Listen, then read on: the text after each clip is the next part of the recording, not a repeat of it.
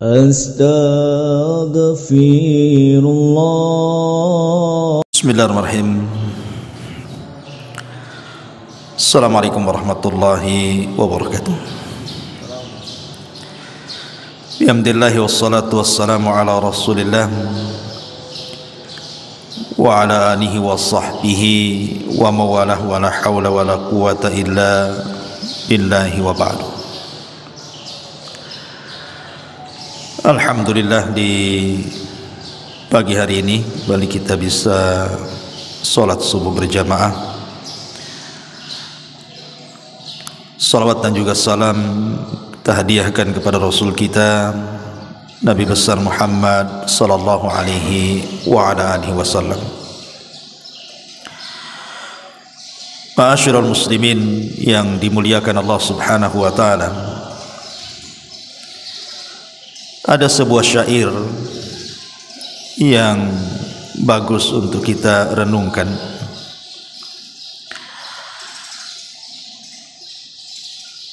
Di mana seorang penyair mengatakan, tazawwad minat taqwa fa innaka la tadri idza janna al-lailu hal ta'ishu ila al-fajr. Wa kam min sahihin mata min ghairi illatin wa kam min alilin asha hinan min ad-dahri. Fa kam min fatan amsa wa asbaha dhahika wa qad nusizat aqfanuhu wa huwa la yadri. Wa kam min sigharin yurtaja tulu umrihi wa qad udkhilat ajsamuhum dhulmatal qabri. Wa kam min arusin zayyanuha li zawjiha wa qad kubidat arwahuhum lailatal qadri. Seorang penyair mengatakan, tazawwad minat taqwa fa innaka la tadri idza janna al-lailu hal ta'isu ila al-fajri.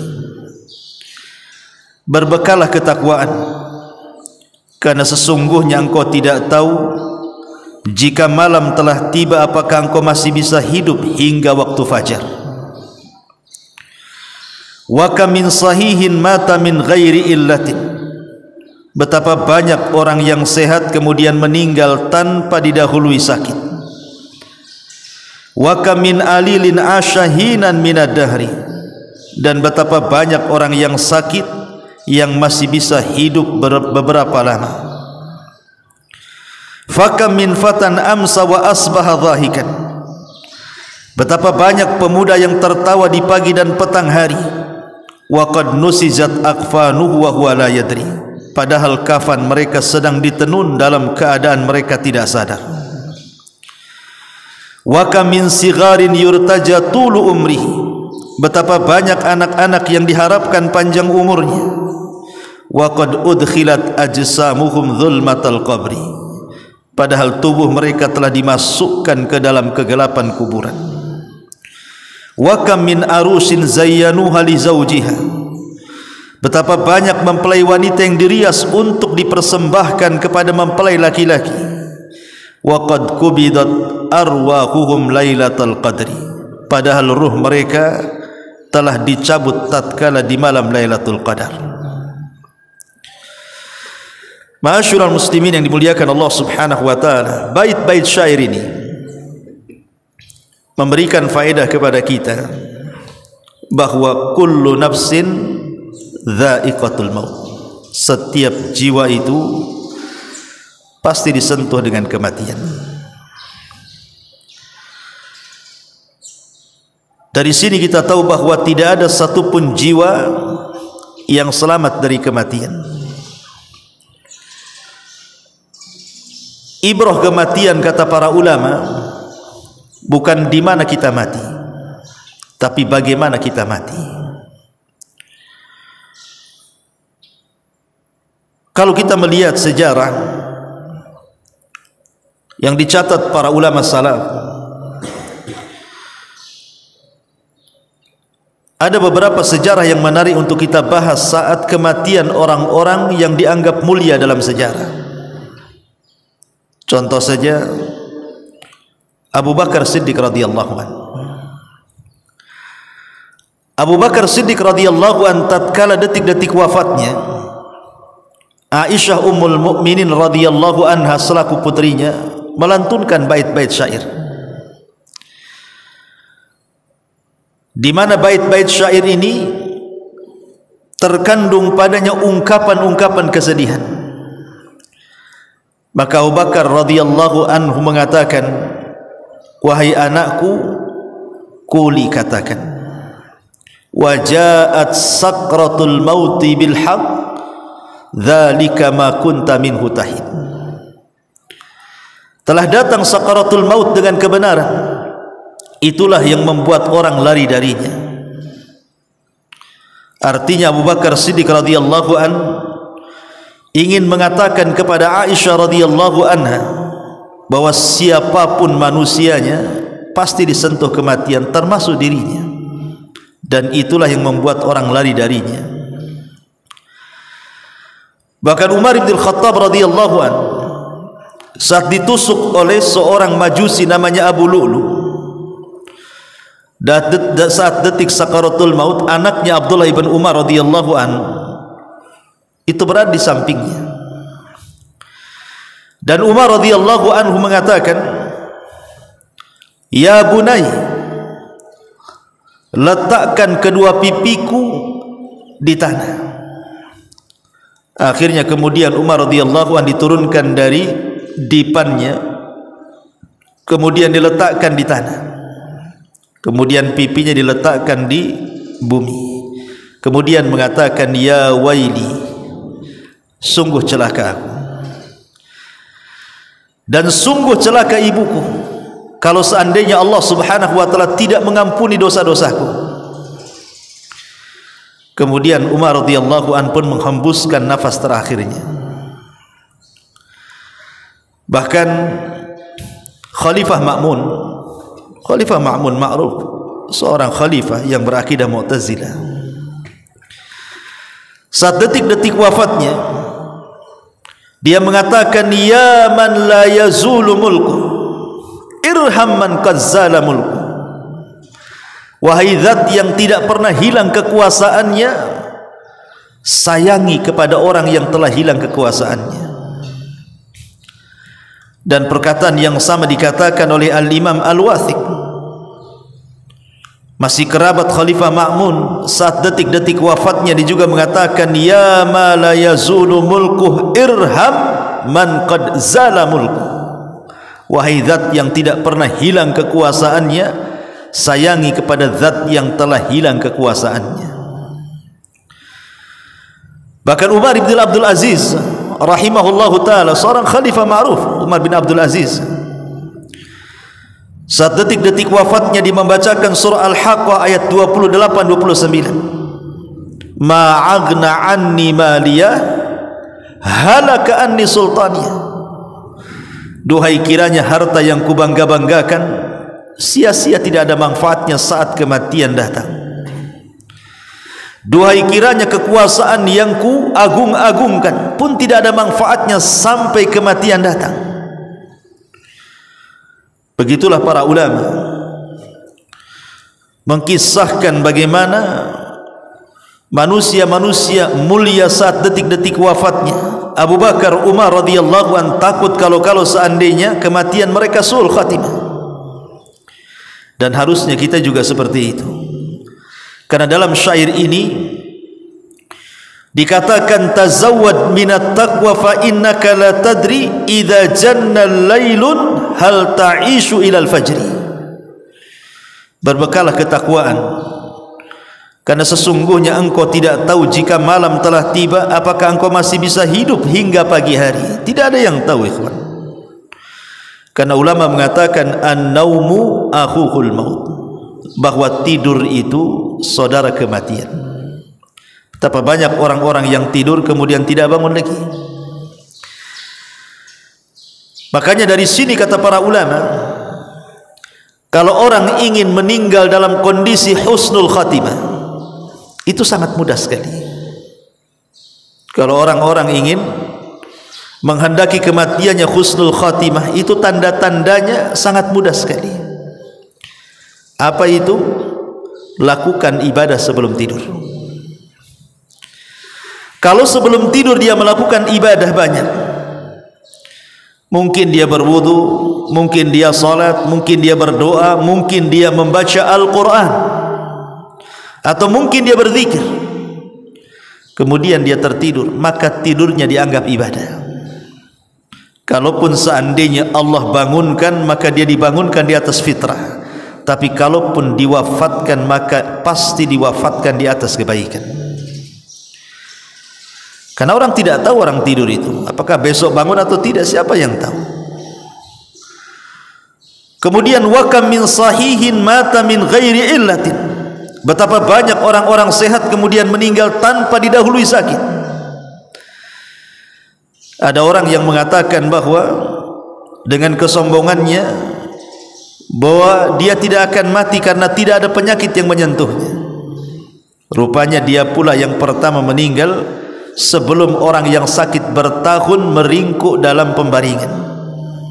Kan banyak, apalagi kemarin saat corona kan, nampak pagi siang ngopi dengan kita, ngobrol dengan kita, besoknya kena vaksin mati. Nampak gagah badannya, mati juga. Bukan mati karena suntik vaksin, ya memang sudah waktunya dia mati. Wa kam min alilin ashahina minad dahri, dan betapa banyak orang-orang yang sakit yang masih bisa bertahan hidup hingga lama. Kita lihat di rumah sakit itu, kadang-kadang ada orang yang menjaga orang yang sakit, yang menjaga mati duluan, yang sakit pula tak mati-mati. Karena sakit itu bukan tanda kematian, begitu juga sehat bukan tanda kehidupan. Karena kematian itu sudah ditakdirkan masalahnya. Ada seorang raja yang sangat kaya raya, penuh dengan kekuasaan, sombong dia, bawa pasukan dia. Tiba-tiba di tengah jalan dihadang oleh orang yang nampaknya dia fakir, menghalangi jalan sang raja ini. Kemudian sang raja marah dan mengatakan, "Man an? Siapa kamu? Menghindar kau dari jalanku?" Maka orang ini mengatakan, "Tidak, aku tidak akan menghindar dari jalanmu sampai aku ada hajat dan keperluan kepadamu."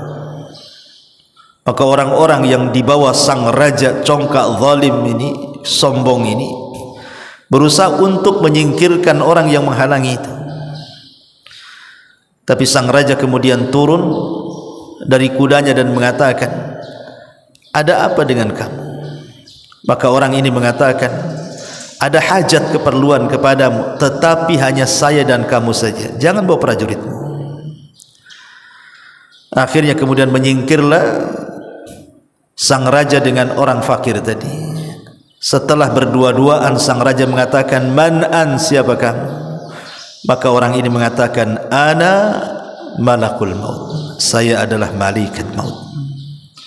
Kemudian dicabut rohnya sang raja zalim ini.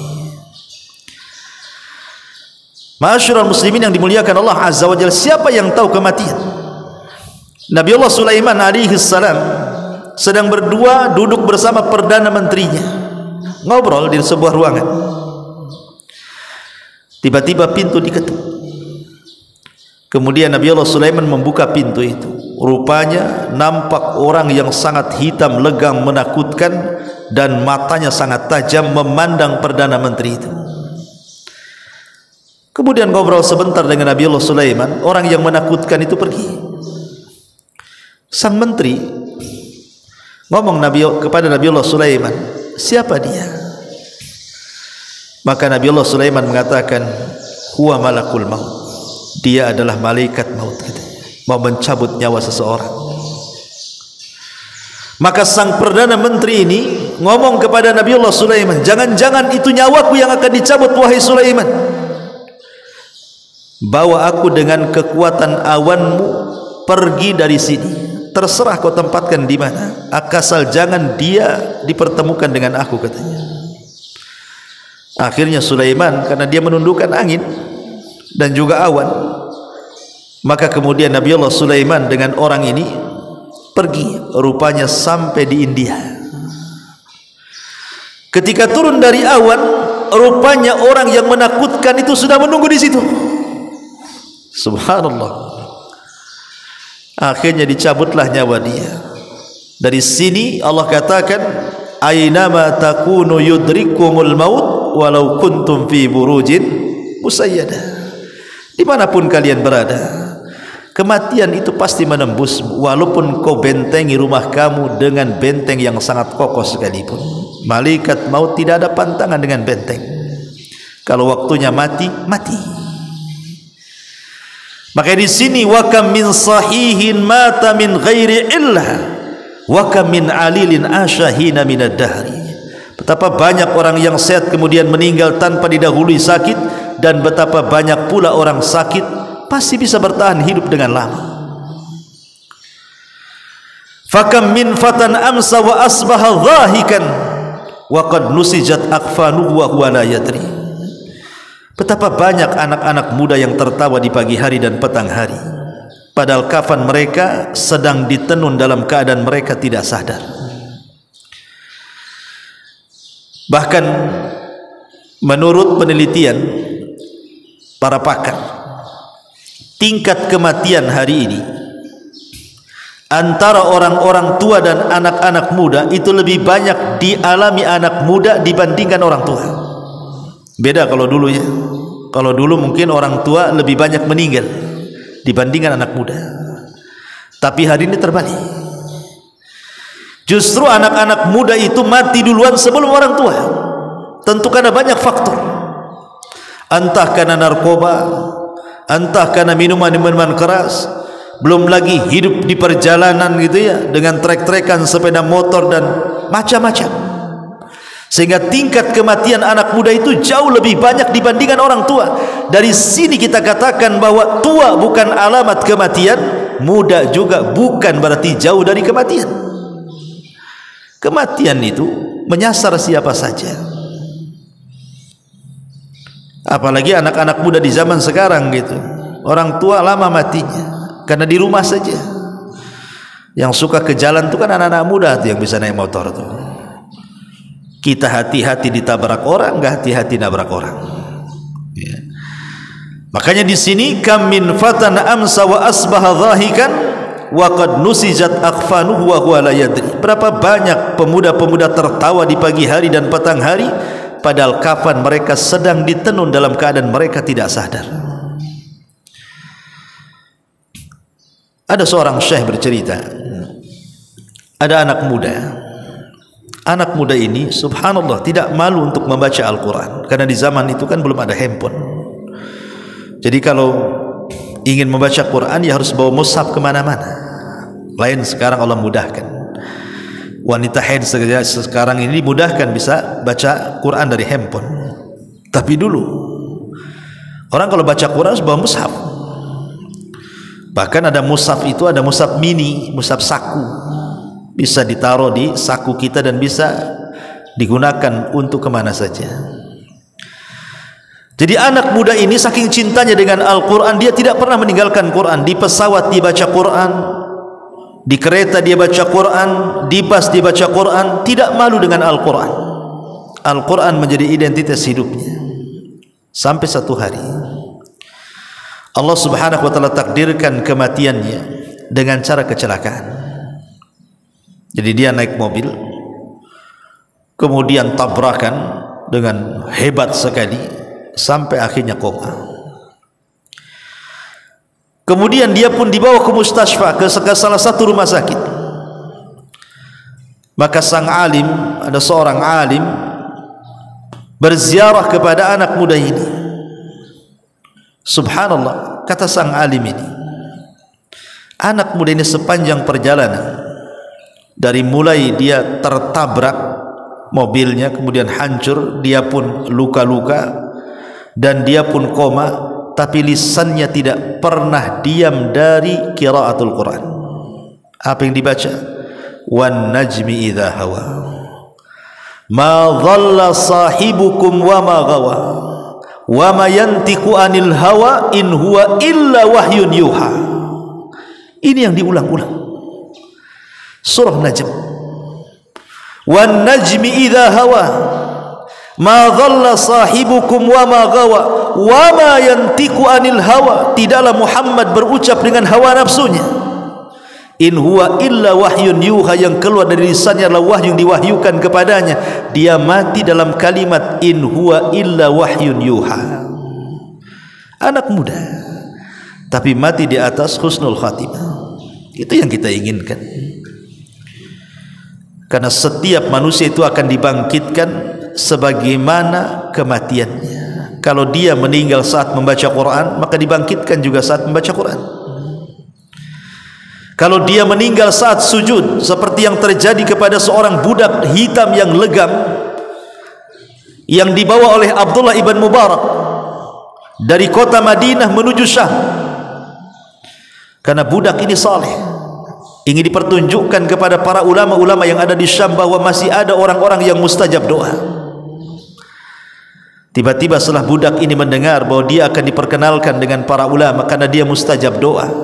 Sebab ketika ahlu Makkah melaksanakan istisqa tidak turun hujan. Tiba-tiba budak hitam ini berdoa, tahu-tahu turun hujan.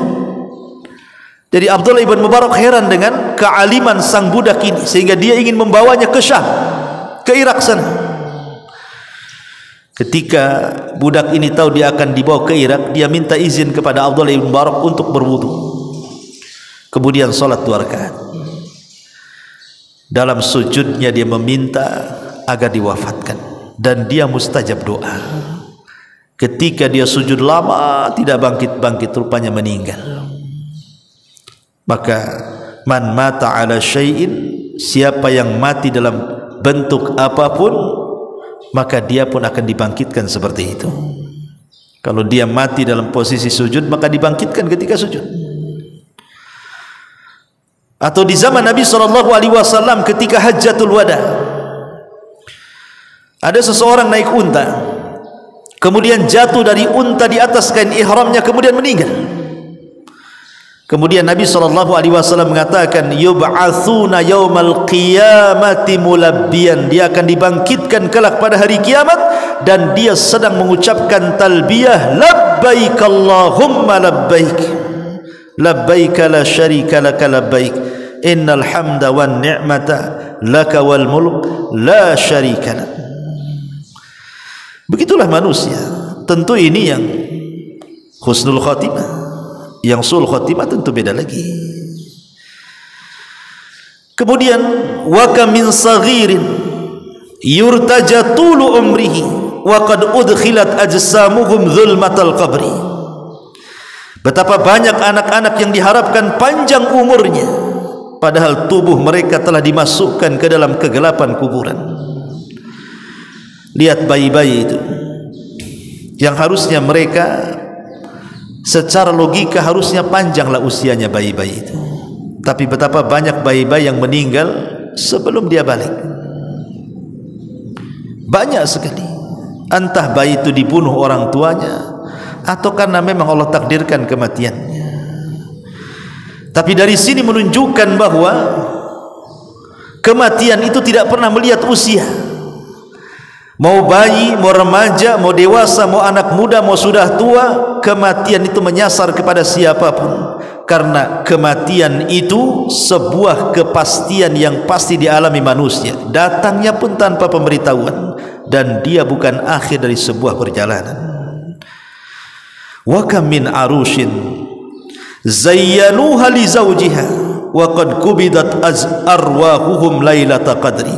Betapa banyak mempelai wanita yang dirias untuk dipersembahkan kepada mereka para mempelai laki-laki, padahal ruhnya telah dicabut tatkala di malam Lailatul Qadar. Kita sering mendengar berita seorang pengantin yang baru menikah, tahu-tahu ketika akan meninggal. Saya lihat di YouTube itu ada orang habis akad meninggal dia. Bahkan ketika hantaran, maksudnya mau melaksanakan akad, naik mobil gitu dengan keluarganya, kecelakaan tuh, masuk jurang, mati semua pengantin-pengantinnya. Padahal pengantin sebelum meninggal, saya yakin malamnya itu sudah menghayal dia. Pastilah menghayal. Yang namanya pengantin pasti menghayal, tapi dia tidak pernah menghayal kematian, dia menghayal kesenangan. Tetapi kullu nafsin dha'iqatul maut, setiap jiwa itu pasti ada jatah kematiannya. Tetapi saya ulang dari awal bahwa ibrah itu bukan di mana kita mati, tapi bagaimana caranya kita mati. Karena ada orang yang kemudian pergi haji atau umrah, mereka sanggup haji dan umrah tapi menunggu tua. Alasannya, saya ingin mati di kota Mekah. Dan itu banyak alasan-alasan seperti itu. Sampai ada seseorang itu bertanya, "Ustaz, doakan saya," katanya. "Saya sudah haji berkali-kali," katanya, "tapi doa saya tidak dikabulkannya." Jadi katakan kepada wanita itu, "Lah, bukankah di Mekah itu banyak tempat-tempat mustajab doa? Di Madinah juga sama, ada raudhah di situ. Antara mimbar dan kamar Nabi SAW itu mustajab doa. Kenapa doamu tidak dikabulkan?" Kemudian sang wanita ini mengatakan bahwa buktinya aku tidak dikabulkan doa. Lalu doa apa yang kau panjatkan? Dia mengatakan, "Saya ingin mati di kota Mekah," katanya. "Buktinya saya masih hidup," katanya. Dia pikir orang mati di kota Mekah itu langsung masuk surga, mungkin begitu. Jadi kalau ada orang yang berpikir seperti ini, antum ngomong saja sama orang itu, "Antum bisa bahasa Arab?" kata. "Tidak bisa, jangan mati di sana. Malaikat sana nanyanya pakai bahasa Arab." "Mati sini aja lah, nanya pakai bahasa Melayu," kata. Ma'asyiral muslimin yang dimuliakan Allah Azza wa Jalla, dari sini kita tahu bahwa ada orang-orang yang Allah takdirkan kematiannya indah sekali, tapi ada yang Allah takdirkan kematiannya su'ul khatimah. Ada seorang syekh bercerita, di zaman ulama salaf dulu ada seorang saleh, anak muda saleh, anak muda yang sangat saleh sekali. Dia seorang muadzin, seorang yang suka mengumandangkan azan. Kalau orang dulu kan azan pakai menara, naik ke atas. Sekarang pakai mic saja kan. Karena dulu orang dulu naik ke atas menara supaya suaranya terdengar. Lah menara masjidnya itu berdekatan dengan gereja. Menara masjidnya itu berdekatan dengan gereja. Dan di gereja itu ada biarawati wanita yang sangat cantik.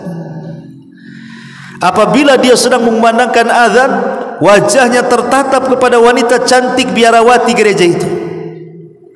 Entah setan apa yang merasuki jiwanya. Akhirnya dia pun, karena setiap hari azan, setiap itu pula dia melihat, dan wanita itu pula melihat dia. Allah takdirkanlah jatuh cinta dua sejoli ini.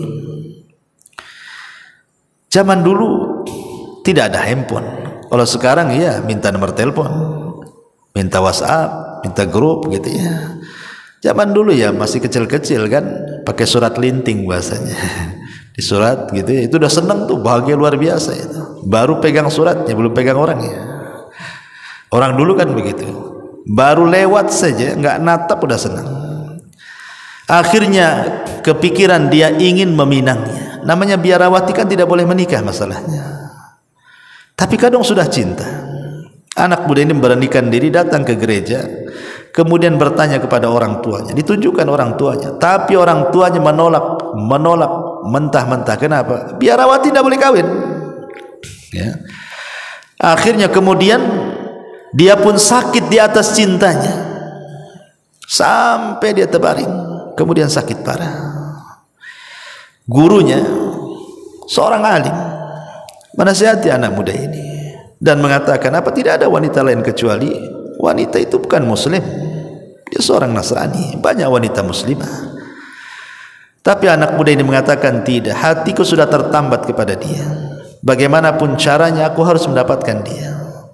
Kata sang alim, bagaimana kau mendapatkannya? Dia Nasrani, pun bapaknya tidak menyetujui pernikahanmu, sudah tinggalkan saja daripada kau sakit seperti ini. Tiba-tiba anak muda ini mengatakan, demi Allah wahai syekh, kalau Allah subhanahu wa ta'ala tidak takdirkan aku berjumpa dengan dia, di dunia, janganlah Allah takdirkan aku tidak berjumpa dia di akhirat, katanya. Kata Syekh mengatakan, bagaimana caranya? Bagaimana caranya aku akan berjumpa dengan dia di akhirat?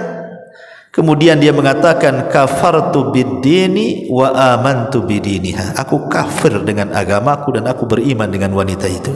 Subhanallah, pindah agama. Kafartu bid-dini wa amantu bidiniha. Aku kufur dengan agamaku dan aku beriman dengan agama dia. Kemudian dia mati. Subhanallah. 1 tahun setelahnya, kemudian wanita itu mendengar bahwa laki-laki yang mencintainya sakit kemudian meninggal. Dia pun sakit. Sakit di atas cinta dua-duanya. Maka Syekh ini mendatangi wanita itu dan menasihati. Wanita itu juga mengatakan, engkau sudah tahu masalahku dengan laki-laki itu, wahai Tuan? Ya, sudah tahu. Kemudian dia pun mengatakan kalimat yang sama, kalau Allah takdirkan aku tidak berjumpa dengan dia di dunia, janganlah kemudian Allah takdirkan aku tidak berjumpa di akhirat, katanya. Kata Syekh ini, bagaimana caranya? Dia mengatakan, kafartu bid-dini wa amantu bidinihi. Aku kufur dengan agamaku Nasrani, aku beriman dengan agama dia Muslim. Subhanallah, Allah pisahkan di dunia, Allah pisahkan lagi di akhirat.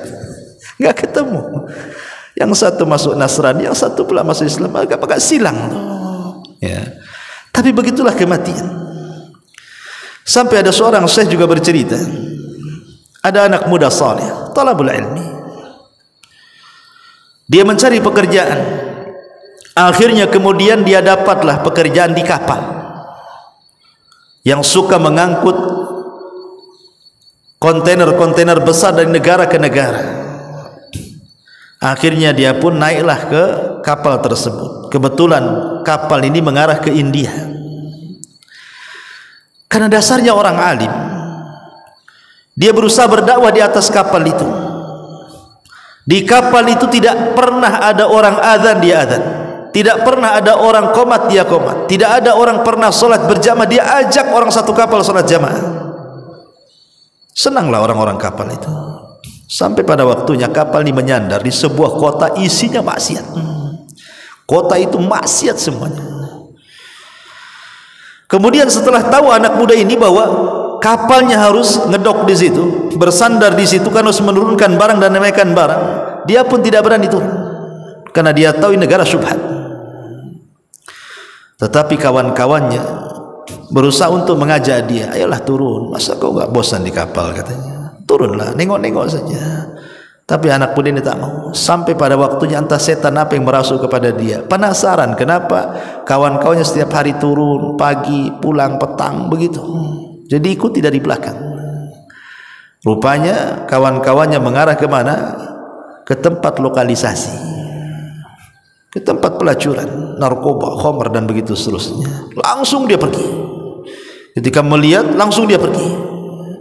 Sebelum dia pergi, Allah takdirkan wajahnya ditatapkan dengan seorang wanita pelacur yang sangat cantik. Kemudian dia pergi. Disitulah setan masuk ke dalam pikirannya, karena dia sendirian dalam kapal, kawan-kawannya bermaksiat. Ingat bahwa serigala itu lebih senang menerkam satu kambing yang keluar dari kawanannya dibandingkan rumah dengan kawanannya. Lebih tergoda dia, dibayang oleh setan tentang keindahan wanita itu. Akhirnya tanpa diajak dia turun, mendekati tempat lokalisasi itu. Rupanya berjumpa pula dengan wanita itu. Entah setan apa yang merasuk. Akhirnya kemudian lambat laun dia tersedot dalam dunia perzinahan, sampai akhirnya dia pula yang paling parah dari kawan-kawannya yang parah. Sudah 2 bulan 3 bulan kapal itu harus pergi. Rupanya semua penumpang kapal itu, nahkoda-nahkodanya, awak-awak kapalnya dah masuk. Anak muda pula tak ada. Dia yang paling soleh, dia pula yang tak ada di kapal. Sehingga sang nahkoda ini mengatakan, mana itu anak muda yang soleh itu, mana itu? Maka orang-orang mengatakan, si fulan telah tersesat, si fulan lebih buruk daripada kami, katanya. Kalau begitu, bawa dia, masukkan ke kapal, kita mau berangkat balik. Akhirnya kawan-kawannya turun, Rupanya laki-laki itu sedang teler bersama seorang wanita pelacur. Mau diajak balik tak mau dia. Dia mengatakan kalau kalian mau balik, baliklah katanya. Aku di sini saja. Subhanallah. Tetapi karena tanggung jawab nahkoda, dia mengatakan angkat ikat bawa ke kapal. Karena orang mabuk. Sampai di kapal, pulanglah. Sudah tidak ada suara azan, tidak ada suara qoma, tidak ada salat jamaah, tidak ada orang ngaji lagi, ikhwan. Sampai satu malam, tiba-tiba di satu kamar kapal itu berteriak luar biasa kesakitan. Yang tidak ada yang tahu rasa sakitnya kecuali Allah. Rupa yang berteriak itu anak muda yang soleh itu. Orang-orang panik di tengah lautan. Akhirnya kemudian orang-orang pun bingung. Bagaimana ini katanya? Ada apa dengan dia? Rupanya sebelum sampai beberapa hari ke tempatnya, anak muda itu meninggal. Ketika dimasukkan ke rumah sakit dan dicek, rupanya dia terkena penyakit AIDS. Naudzubillah. Lihat, ada orang-orang yang Allah Subhanahu wa ta'ala takdirkan kematiannya seperti ini. Su'ul khatimah. Makanya kenapa Nabi SAW itu selalu berdoa, ya muqallibal qulub tsabbit qalbi ala dini. Wahai zat yang membolak-balikan hatiku, tetapkan hatiku di atas agama. Karena banyak orang-orang yang tidak tahu akhir daripada kehidupannya. Ada yang Allah akhiri dengan kebaikan, alhamdulillah. Tapi ada orang-orang yang Allah akhiri dengan su'ul khatimah, na'udzubillah. Dan kisah ini banyak. Lihat kalau kita di Batam saja, kita melihat. Kadang-kadang kita di Batam ini baru tahu setelah kita melihat YouTube, setelah viral, baca Quran, ya kan? Ketika kita membaca ada seorang wanita pelacur, tahu-tahu ditikam di hotel gitu kan, mati dia habis melakukan zina. Naudzubillah. Atau berita-berita di Nusantara kan, yang habis berzina kemudian dibunuh, dimutilasi. Gimana ini kematiannya, kawan? Ya. Maksudnya tidak usah jauh-jauh kita cerita di negeri orang gitu ya, di negeri kita saja. Sampai waktu saya di Bengkong tuh, ada seorang RW, tidak sebut Bengkong mananya, mati di tandas di kamar mandi, tersungkur gitu, kayak sujud di kamar mandi. Rupanya kelakuannya dia itu memang suka jual lahan ceritanya. Jadi ya biasalah tuan takur di Batam, jual lahan. Nanti dijual lagi ke orang, dijual lagi sampai surat difoto-foto. Dia juga yang jual tuh. Sampai akhirnya di demo orang. Entah malamnya habis dugem, katanya ceritanya habis dugem. Kemudian paginya ditemukan dia sedang sujud di kamar mandi, matinya sedang sujud di kamar mandi. Mungkin dia merasakan sakit yang luar biasa, pegang perutnya sampai sujud. Coba meninggal di kamar mandi, habis dugem lagi. Kemudian orang menuntut soal urusan tanah lagi. Bagaimana pertanggungjawaban dia di hadapan Allah? Nah, ini terjadi. Makanya di sini, kenapa kemudian bait-bait syair ini mengatakan bahwa kematian itu tidak ada tanda-tanda jelas. Anak kecil bisa mati, orang sehat bisa mati, orang kaya bisa mati, para pejabat, para pemimpin semua bisa mati. Tidak ada yang lepas dari kematian. Herannya, ada di antara kita itu yang setiap hari melihat ada orang mati. Jelas kita sendiri suka memandikan orang mati, bahkan mengantarkan ke kuburan, bahkan masuk pula ke liang lahat. Tapi sedikit sekali orang yang mengambil ibrah bahwa kita juga akan mati seperti dia. Itu masalahnya. Kan kita hari-hari melihat orang kematian. Kenapa coba? Orang kemudian keras hatinya tidak mengambil ibrah dari kematian bahwa kita akan mati. Karena yang namanya kematian itu setiap hari ada beritanya, sehingga rasanya biasa saja. Coba kalau kematian itu mungkin setahun sekali, mungkin orang takut kan itu. Tapi karena hari-hari mati, di sini mati, nanti besok di sana mati. Bahkan kita pula yang memandikan orang mati, sudah biasa jadinya.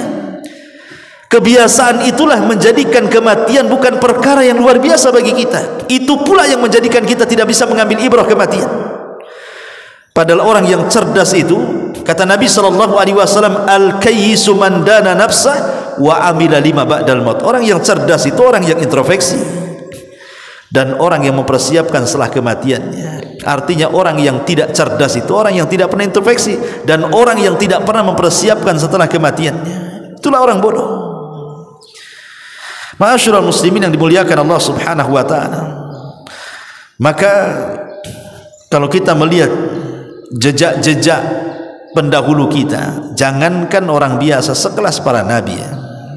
Nabi SAW katakan, innaka mayyitun wa innahu mayyitun, engkau akan mati sebagaimana mereka juga akan mati. Dan Rasul meninggal di usia 63 tahun, dan umatnya pun kurang lebih daripada usia nabinya. Makanya Rasul mengatakan, a'maru ummati baina sittina wa sab'in, usia umatku berkisar 60 sampai 70. Artinya kalau kita usianya sekarang 40 atau di atas kepala 40 itu, atau 50, berarti sudah dekat tuh.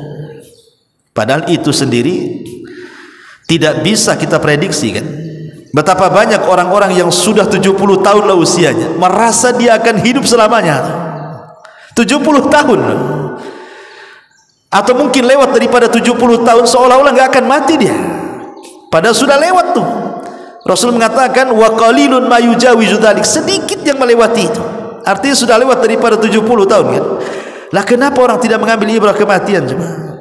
Ya, sekali lagi karena hari-hari kita melihat kematian jadi biasa kita melihatnya. Tetapi sekali lagi, bagi kita orang yang beriman, tentu kematian adalah akhir daripada penderitaan. Tapi bagi orang-orang yang tidak beriman, kematian itu awal daripada penderitaan. Wallahu alam. Mudah-mudahan mengambil ibrah dari ceramah singkat ini. Subhanallah bihamdika, asyhadu an la ilaha illa anta, astaghfiruka wa atubu ilaik. Allahu ta'ala. Assalamualaikum warahmatullahi wabarakatuh.